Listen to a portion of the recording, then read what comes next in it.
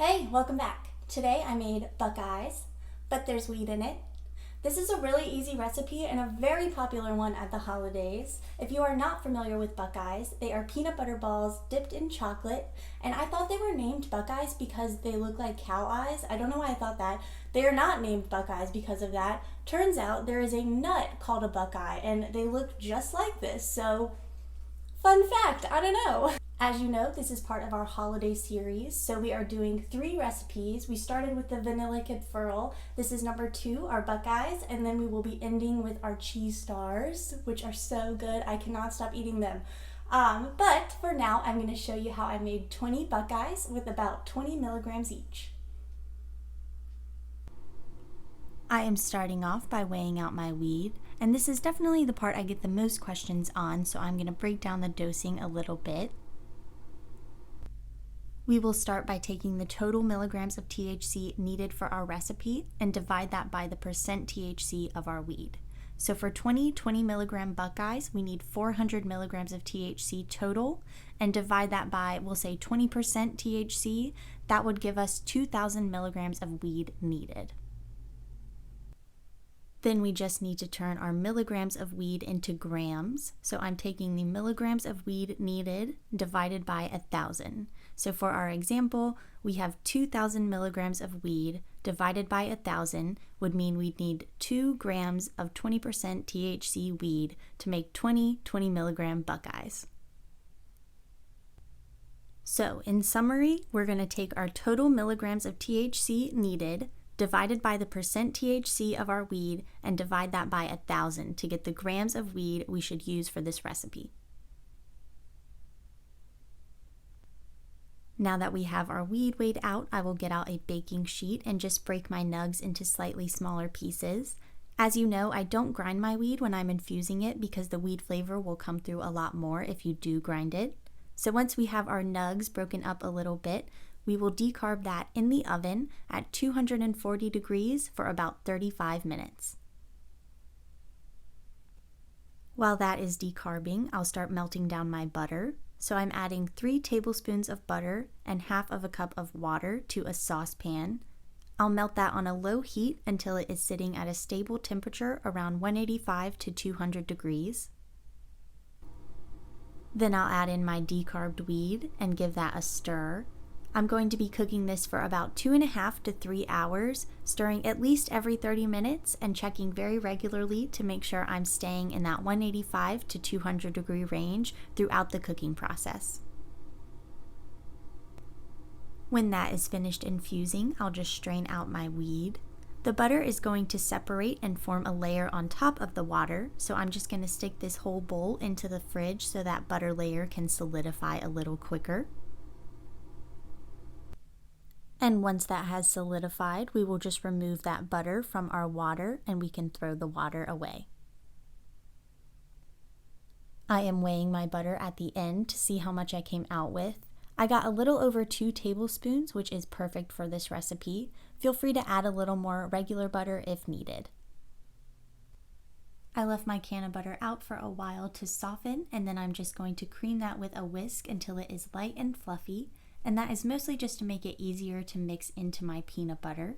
So the next step is to add 3/4 of a cup of peanut butter, and we are going to whisk this very well until it is one cohesive mixture and the can of butter is evenly dispersed throughout my peanut butter.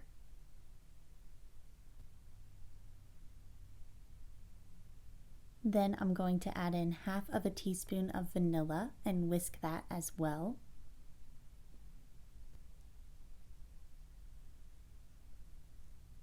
And the final addition is going to be 1.5 cups of powdered sugar, which we will add in stages. It is very easy to whisk it in at the beginning, and I recommend doing so to help break up the powdered sugar clumps, but it does get harder as you go. So when it doesn't seem like whisking is a viable option anymore, just switch over to a spatula and work the rest of that powdered sugar in using a spatula.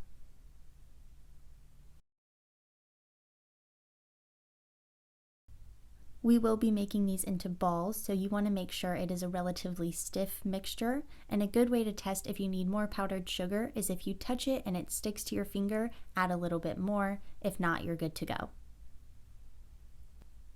Next, I am just forming these into the Buckeyes. So I am just using a tablespoon to measure them, or kind of measure them. You'll see at the end I have a little bit extra, but with the tablespoon you do get just about 20 perfect balls.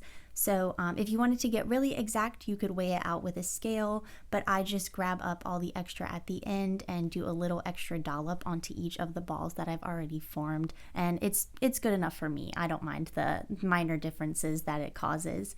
But then I'm just going to shape each of these with my hands.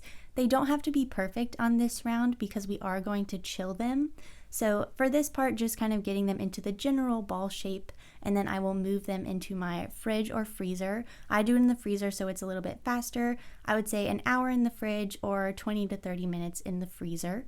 And then when you take them out, they're a little bit stiffer and easier to get into a more perfect ball shape, if that makes sense. So as you can see here, they kind of look a lot more uniform and a little more spherical than they did before once they're chilled.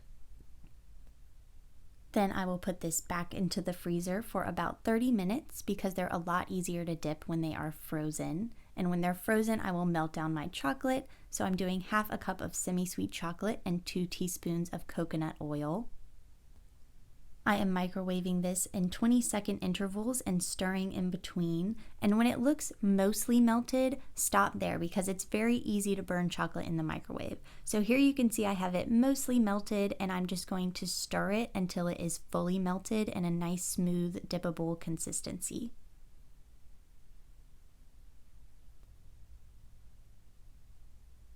And the final step is to dip each of our Buckeyes into the chocolate. So as you can see, I'm using a toothpick to hold them up. So I just stick it in the top of each ball and then dip the ball into the chocolate and kind of swirl it around to make sure the chocolate is going up the edge. You don't want it to fully cover your balls because you want the Buckeye look, obviously. So just kind of swirling it around the edge so it goes up the sides but doesn't fully cover the Buckeye. And lastly, we will pull the toothpick out and just use your finger to kind of flatten that back down and fill in the hole that we created with the toothpick. And that is it. They are ready to be eaten. Like I said, these should be about 20 milligrams each, but with homemade edibles it is hard to tell, so just eat half if you need to, and keep in mind it can take 2 to 3 hours for edibles to fully kick in. Don't forget there are 2 other videos in this trilogy that I would love for you to check out. Let me know what you thought of this recipe and video in the comments. And if you try making these at home, I would love to see pictures. You can find me on Instagram. And as always, thank y'all so much for watching, and I hope you have a really great holiday season.